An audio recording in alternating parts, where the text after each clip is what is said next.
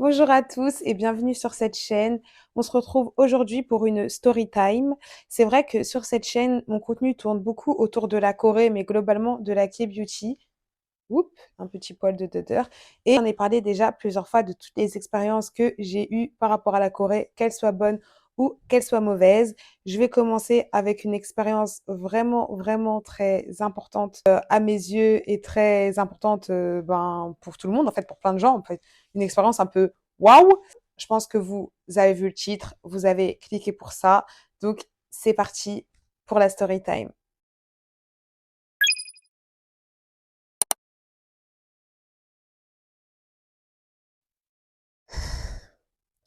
Oh mon Dieu, quelle intro compliquée!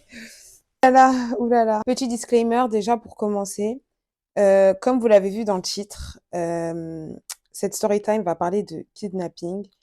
Donc c'est un sujet sensible. Si ce sujet est susceptible de vous perturber, je vous conseille de passer la vidéo. Il s'agit ici de vous partager une expérience personnelle. Chaque expérience est différente. N'hésitez pas à consulter un professionnel et prenez soin de vous. Donc voilà, on va commencer. Je suis un peu stressée et j'ai un peu honte en même temps. Et c'est aussi ce qui m'a donné envie de partager cette expérience et de faire cette vidéo. C'est qu'en fait, la honte doit changer de côté. La honte, en fait, quand on est victime, on doit pas avoir honte. Pourquoi? C'est quand il nous arrive quelque chose et tout, on se dit ouais, on est trop bête, genre comme si c'est de notre faute et tout, alors que nous, on y est pour rien en fait. Tu vis juste ta vie, et il y a des personnes mal intentionnées qui viennent te faire du mal en fait. Et parce que je pense qu'il est important de parler de ces sujets-là, parce que c'est en rapport avec la Corée. La Corée, oui, c'est un pays, on va dire, super safe, où tu te sens pas nécessairement en danger là-bas, que ce soit en termes de vol, d'agression, etc. Il y a des caméras partout, donc voilà, la police est hyper réactive. Et même en soi, la culture coréenne, enfin, en gros, les Coréens ne volent pas, enfin, n'agressent pas, ne volent pas. Même si en vrai, comme partout, hein, il y a des voleurs, il y a des agresseurs. Vous connaissez. Donc, du coup, on va commencer cette story time. Je sais pas comment ça va être découpé, hein. Je suis désolée déjà. Comme vous avez vu dans le titre, j'ai été kidnappée en Corée du Sud. Et c'est pas un titre putaclic. J'ai, j'ai vraiment été kidnappée. Et même moi, avec le recul, enfin, c'est pas que je rigole, mais je me dis, wesh, la dinguerie de ouf. Pour vous expliquer, c'était lors de mon troisième voyage en Corée. Je connaissais déjà l'environnement, la culture. J'ai fait une licence de coréen. Donc voilà, c'était on va dire, un domaine dans lequel j'étais hyper à l'aise et tout. Je suis allée une première fois en Corée en 2015 pendant 2 semaines. J'y suis retournée 2 mois en 2016 et 3 semaines en 2017. Et après, j'ai décidé de faire un PVT, donc de 1 an en Corée du Sud, de 2018 à 2019. Et donc, cette histoire se passe pendant ce PVT. Franchement, le PVT, il s'est passé hyper bien, mais j'ai voulu aller story time.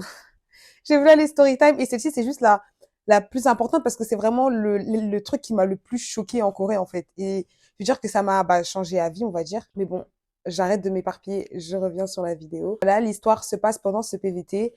Je travaillais dans un restaurant à Gangnam et tout. Franchement, ça se passait hyper bien. La patronne, elle était vraiment trop mouah.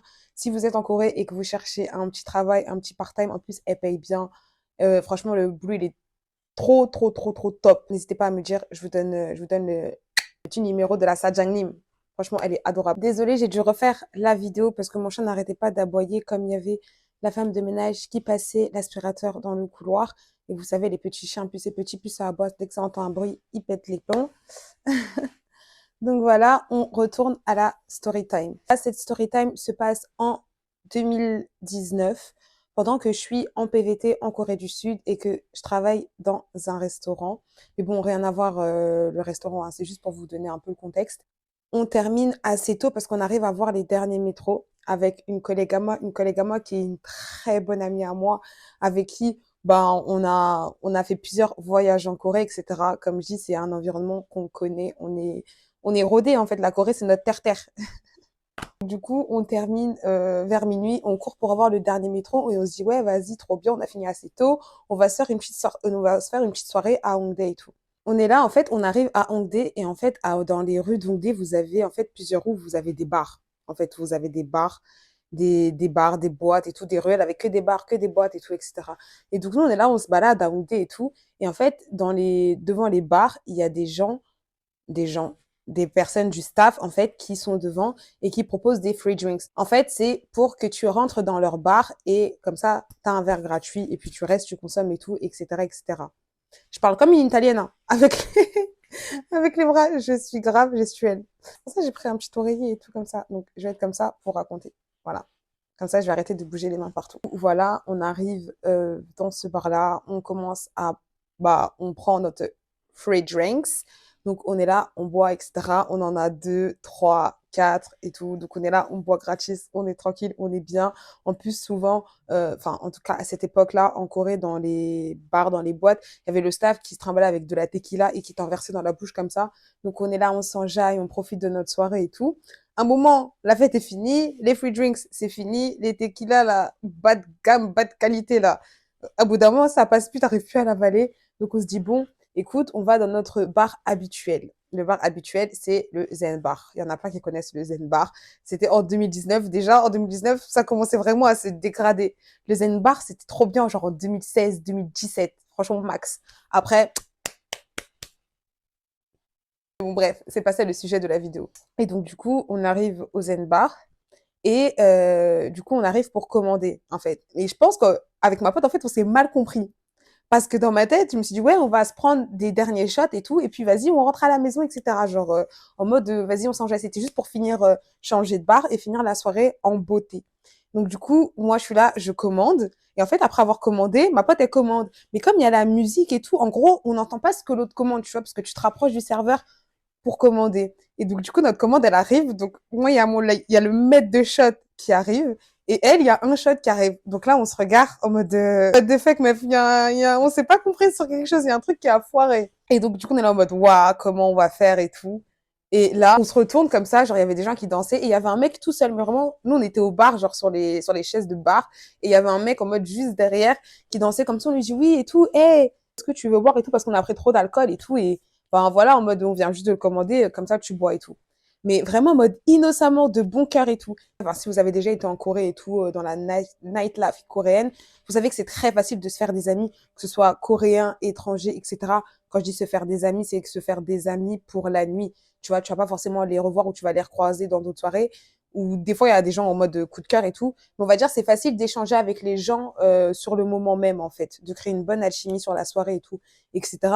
Et donc, du coup, en fait, c'est hyper facile d'aborder les gens. Et donc, on lui dit, ouais, et tout, normal, en mode, tu veux boire et tout avec nous et tout. Ok, pas de souci, nan, nan, il est grave cool et tout. Donc, on boit un shot chacune. Il boit un shot, il boit deux shots et tout, etc. Il boit trois shots et tout. On est là, on continue à discuter.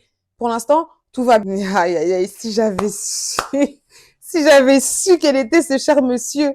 Et quand je dis ce cher monsieur, c'était un gars, franchement, basique. Limite, il était plus petit que moi, gringalé, en mode franchement normal. Comme quoi, il faut vraiment pas se fier à la couverture. Faut pas se fier. L'habit ne fait pas le moine. Comme on dit, l'habit ne fait pas le moine.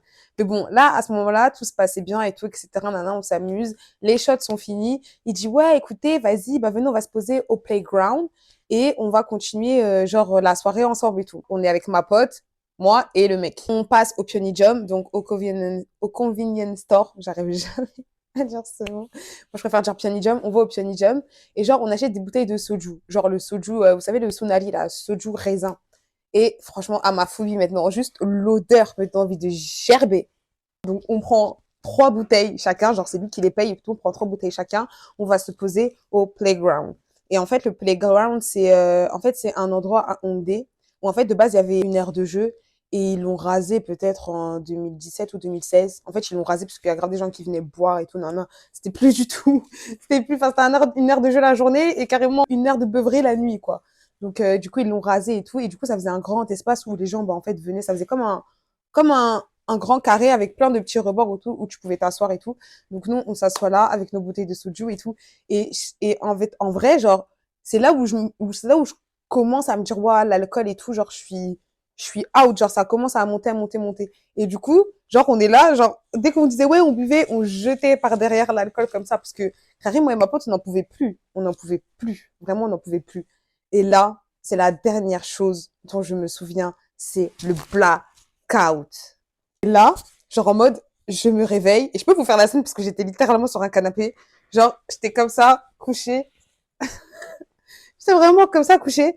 Je vous laissais en mode, comme ça. Genre, je suis dans un endroit que je ne connais pas. Je suis en mode, mais what the fuck, je suis où? J'ai ma veste, genre, montée jusqu'ici, genre, montée jusqu'au bout et tout. En vrai, moi, je vous raconte tout. Je vous raconte tous les détails parce que je vois pas l'intérêt de vous raconter l'histoire à moitié ou on va dire d'omettre des détails chelous qui mettraient dans une posture en mode bizarre et tout. Je vous raconte tout, franchement, de tout, de A à Z. Donc, du coup, je suis là, je me lève, j'ouvre les yeux comme as. J'ai ma veste, parce que j'avais une espèce de veste en cuir et tout. J'ai ma veste montée jusque là. Genre, je suis habillée et tout. J'ai ma veste montée jusque là, mais genre fermée. Et genre, j'ouvre les yeux, je suis en mode what the fuck et tout. Il y a un sac poubelle à mes pieds, genre fermé. Donc, je suis en mode, déjà, j'ouvre ma veste, je vois en mode, je suis en soutif en bas. Genre, j'ai juste ma veste fermée. Donc, je suis là, je regarde, j'ouvre le sac et je vois que c'est mon t-shirt. Mon t-shirt, il est trempé à la mort. Il est trempé. Franchement, trempé, trempé. Même pas un peu sec, hein. Il est juste trempé. Et tout, je me dis, wesh, et tout, je commence à me trimballer dans la maison et tout. Je commence à ouvrir des portes. Il y a un mec qui fait, oh, en mode, wesh, t'es qui toi et tout. T'es qui toi? Il me dit pas ça, mais il était en mode, genre, en mode, il a sursauté, genre, il voyait pas où j'étais. Et en fait, moi, je pense que j'étais dans une guest house.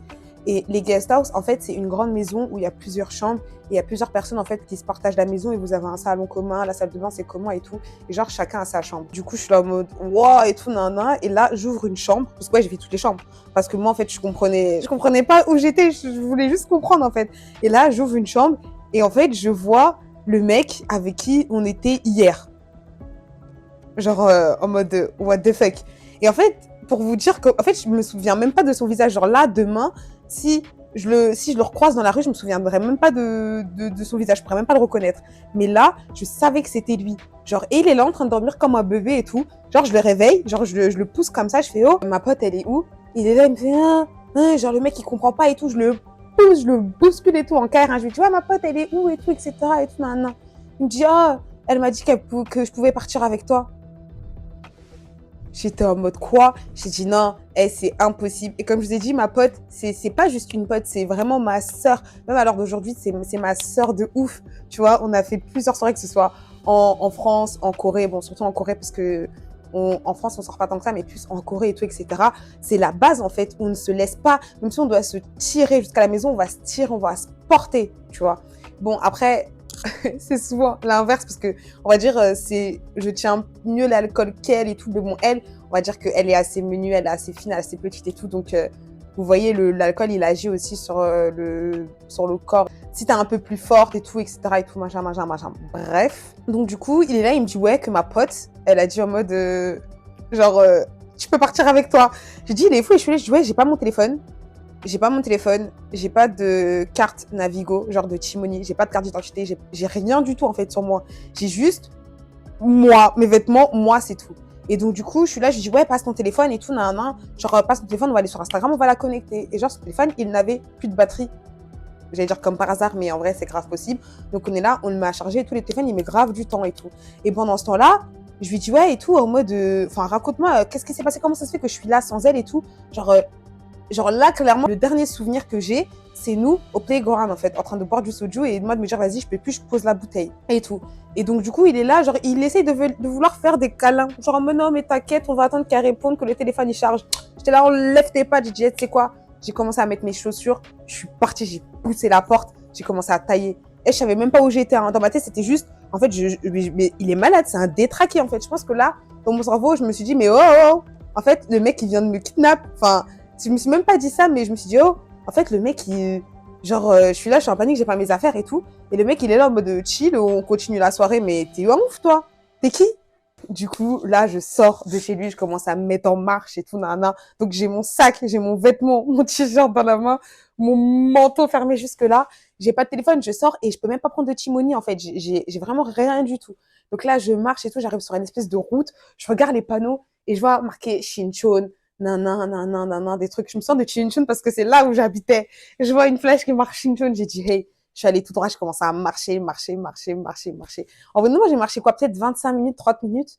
Et au bout d'un moment, je commence à capter un peu les alentours. Je dis, oh, mais c'est vers chez moi et tout, je commence à marcher 15 minutes plus tard, j'arrive chez moi. je suis paniquée déjà. Déjà, je commence à pleurer parce que je me dis, mais bordel, j'ai eu là la chance que ce soit à côté de chez moi. Le mec, je savais pas où j'étais, il aurait pu m'emmener à Busan. Enfin, Busan, c'est, en gros, c'est le Marseille de la Corée, t'as vu, c'est archi loin. Il aurait pu m'emmener n'importe où, faire des trucs de ouf et tout. Et en vrai, j'étais pas loin de chez moi. Un truc de ouf. Et donc, du coup, j'arrive chez moi et tout, je paniquais. Et avec ma pote, donc ma gossure, on habitait dans le même immeuble. En fait, c'était des Goshiwon et il y avait plusieurs étages et tout, etc. Moi, j'habitais au quatrième étage, elle habitait au troisième. Et on avait le code de l'autre, tu vois, parce qu'on passait notre temps ensemble, littéralement. Donc, du coup, j'arrive à la maison. Et c'est quoi ces boum boum là? On entend boum boum dehors. Excusez-moi, hein. Je suis là, j'arrive, je monte chez moi, je vois qu'il n'y a rien. En fait, c'est comme je l'ai laissé, il n'y a pas mon téléphone, il n'y a pas mes affaires, il n'y a rien du tout. Donc, je me dis, putain et tout, merde. Je descends. Oh, pardon, un rototo. Je descends, tellement cette histoire me... Wouh! Je descends et tout hyper vite pour aller dans la chambre de ma pote et tout. Je vois pareil, il y a rien du tout. Il y a seulement sa tablette et tout. Donc, en mode, j'ouvre sa tablette, je commence à ouvrir, j'essaie d'aller sur son Instagram. J'essaie de parler à des potes à moi en mode non, non, non, non, non. Et j'appelle des potes à moi en FaceTime qui étaient au Japon à ce moment-là et tout. Et enfin, elles étaient mortes de rire en mode mais qu'est-ce qui se passe? Et moi, je pleurais, j'étais en train de leur expliquer et tout. Ouais, en mode j'ai perdu Maëva, je sais pas ce qui s'est passé. Je me suis levée chez un inconnu, là j'arrive, Maëva elle est pas là, je sais pas ce qui se passe et tout, nan. Et là, Maëva, elle arrive chez elle, genre elle ouvre la porte. Et là, on commence à pleurer dans les bras l'une de l'autre, mais genre on pleure. En mode ah, t'es là et tout, nan. Elle est avec son mec en mode paniqué à mort. Et là, on arrive à l'histoire. Et là, on arrive à l'histoire. Maëva, je suis là, je lui dis, oh merde, j'ai pas dit son nom. Et là, on arrive, ma pote, elle veut me raconter. Genre, je lui dis en mode, mais qu'est-ce qui s'est passé, genre? Mais qu'est-ce qui s'est passé? Genre, dis-moi, mais t'étais où? Qu'est-ce qui s'est passé? Et là, elle me dit, assis-toi, meuf. Un truc de ouf. Je parle un peu vite, mais franchement, c'est l'émotion.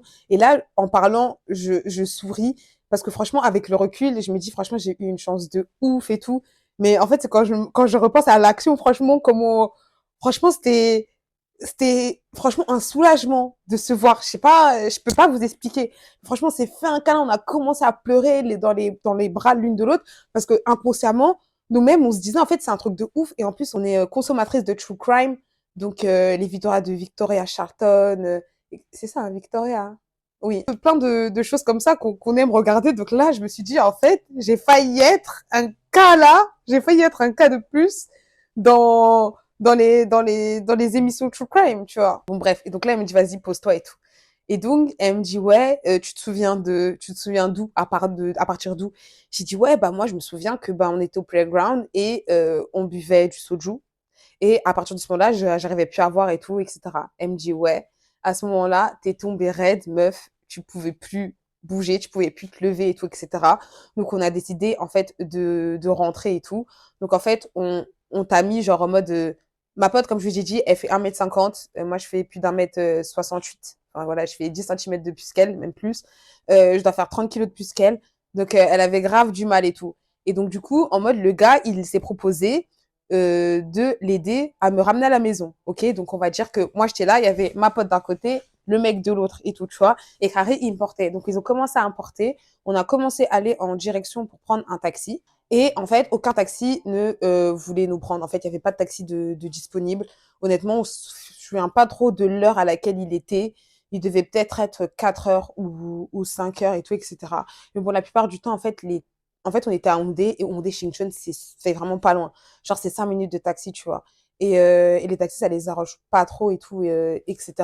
Et la plupart du temps, bah, ils préfèrent prendre soit des trajets un peu plus longs ou soit qui vont leur apporter un peu plus d'argent et tout, etc. Donc, deuxième option, ils se disent, bah, vas-y, vous savez quoi, on va se poser dans un hôtel et on va la poser là parce qu'on peut pas marcher, enfin, à pied. Shinchon Hongdae, c'est 15-20 minutes, tu vois. Et surtout, on habitait, allez, 25 minutes peut-être. Et là, avec quelqu'un de bourré sur ton épaule, le truc, il allait mettre ça, allait mettre 1 heure, tu vois. Et même eux, ils avaient bu, ils étaient fatigués. Enfin, je veux dire, on était grave pas en capacité de marcher autant. Et donc, du coup, là, ma pote et le mec commencent à faire les hôtels, etc. Les hôtels en mode pas cher et tout, ils étaient tous complets. Et sinon, c'était que des hôtels en mode archi cher, enfin, payé, on va dire, 90 euros la nuit, 100 euros la nuit. C'était trop, en fait. On pouvait même pas se payer ça. On était là, on était en boîte en train de boire des free drinks. Wesh. On pouvait pas payer un hôtel comme ça aussi cher et tout. Et même ma pote, on n'avait pas les fonds. Clairement, on n'avait pas les fonds. Et donc du coup, ils se disent: «Bah, vas-y, on n'a pas le choix, en fait, on va marcher». Donc en fait, ils se mettent à marcher, à marcher, à marcher, à marcher, à marcher, à marcher, à marcher jusqu'à la maison. Et là, ma pote, elle est fatiguée, genre en mode, elle est fatiguée, elle en peut plus, elle a envie de faire pipi. Et du coup, elle décide d'aller au McDo. Vous, on était à même pas 10-15 minutes de la maison. Genre, vraiment 10-15 minutes. Allez, peut-être 20, parce que comme je dis, on ne devait pas marcher très vite.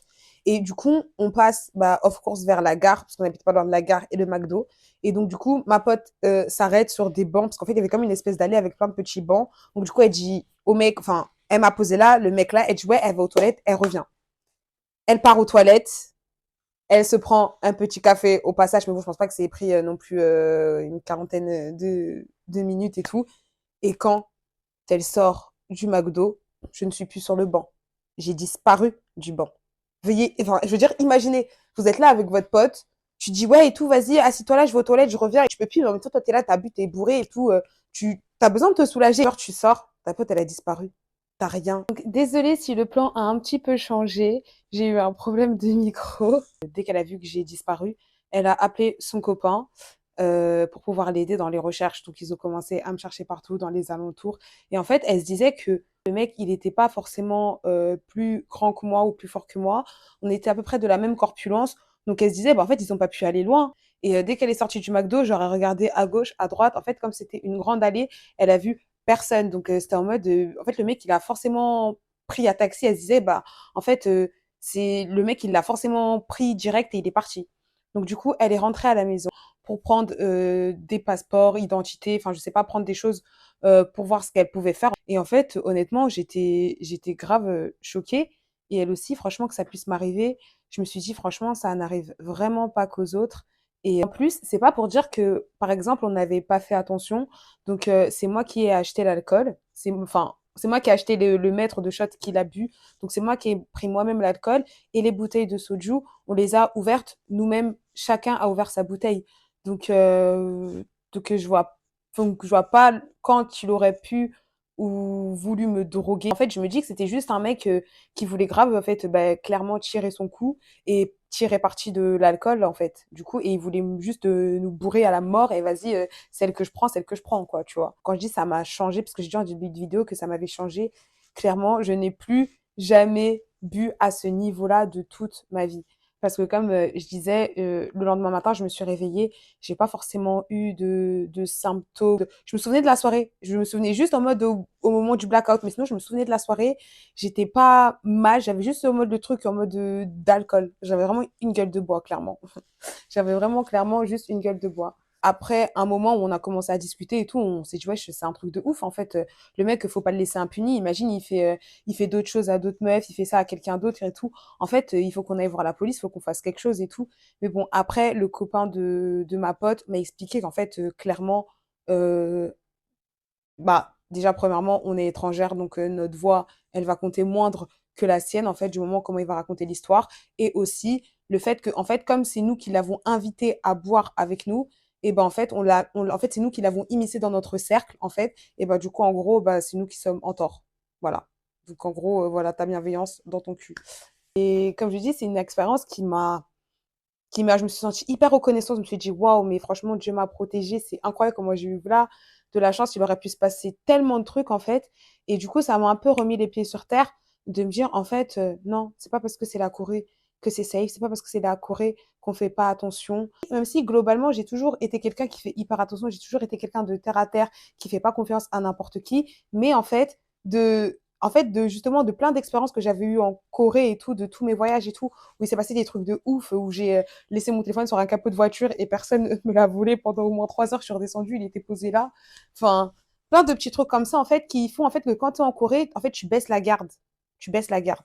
Et justement, c'était vraiment une vidéo pour vous dire, voilà, de faire attention. La Corée, c'est un pays incroyable, mais c'est comme tous les pays, il y a des gens qui sont malveillants, il y a des gens qui vous vendront pas que du bien, et il faut faire attention. Voilà, moi, franchement, mon amie, elle a tout fait, et je ne vois pas ce qu'elle aurait pu faire de mieux, en fait. Elle a, elle a vraiment tout fait et franchement, c'était pas de sa faute, c'était pas de la mienne non plus.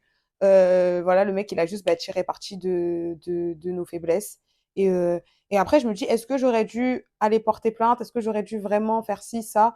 En vrai, j'ai un peu laissé tomber parce que, comme j'ai dit, honnêtement, je pourrais pas le reconnaître dans la rue. Je pourrais même pas retourner à l'endroit, genre, tellement j'ai tracé sans me retourner, en fait. Donc, j'aurais clairement pas pu retourner à l'endroit. Euh, donc voilà, à ceux qui ont écouté la story time, je vous remercie. N'hésitez pas à me dire en commentaire si vous aussi vous avez eu des histoires un peu comme ça de vos amis qui ont été en Corée, qui ont eu des expériences qui, on va dire, qui va à l'encontre de tout ce qu'on peut dire sur la Corée en mode oh là là, c'est trop safe, tu peux te trimballer dans l'avion, il va rien t'arriver, tu peux faire ci, il va rien t'arriver. Et ben en fait, tu sais pas. Donc, il faut faire gaffe à toi. Prenez soin de vous, de vos amis. N'hésitez pas à justement à dire à quelqu'un où vous êtes, où vous allez.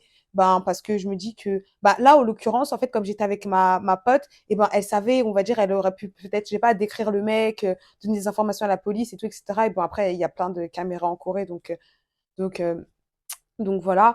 Mais, bah, tout ça vous dire que, bah, voilà, c'était la story time de je me suis fait kidnapper en Corée. J'aurais jamais cru que ça aurait pu m'arriver à moi, à moi. C'est pas pour dire que je suis, voilà, mais je suis en mode, je me laisse pas faire, tu vois. J'espère que j'ai rien oublié, parce que comme j'ai dû refaire cette fin de vidéo parce que mon micro s'était coupé et que j'ai pas voulu vous faire une voix off, je voulais vraiment vous raconter la fin face caméra. On se fait des bisous et je vous dis à bientôt pour une prochaine story time.